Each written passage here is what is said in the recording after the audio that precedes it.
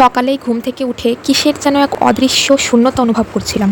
তারপরে হঠাৎ করে মনে পড়লো, আরে আজকে তো আমার কোনো এক্সাম নেই। যাক, আজকে অ্যাটলিস্ট স্যার ম্যামদের হাতে পায়ে ধরা লাগবে না পাশ করিয়ে দেওয়ার জন্য।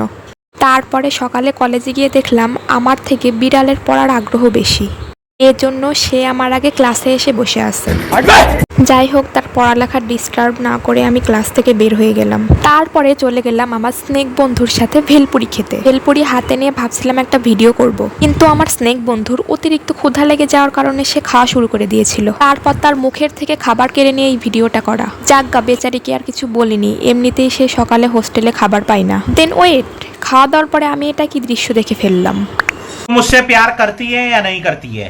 नहीं, तेरा मुझसे प्यार है या नहीं है? তাদের ঝগড়াঝাটি দেখে আমি ক্লাসে চলে গেলাম। দেখলাম সবাই খুব মনোযোগ দিয়ে কিছু একটা দেখার চেষ্টা করছে। তারপর আমিও চেষ্টা করে মাইক্রোস্কোপে অনেক রং বেরঙের জিনিস দেখলাম, কিন্তু কোনো রঙিন জিনিসই আমার মনে কোনো রং আনতে পারলো না। তাই বেরঙিন মন নিয়ে ভাবলাম এবার একটু সিরিয়াসলি পড়াশোনা করতে হবে। তাই প্রথমেই ভাবলাম যে ব্লাড নিয়ে পড়াশোনা শুরু করা যাক। এজন্য আমরা আমাদের এক ব্যাচমেটের রক্ত পুরো শুষে নিলাম। সেও খুশি মনে আমাদের শেখার জন্য রক্ত উৎসর্গ করে দিল। যাই হোক, আমরা এখন রক্ত নিয়ে পড়তে বসি, কারণ জীবনে পড়ার গুরুত্ব অপরিসীম।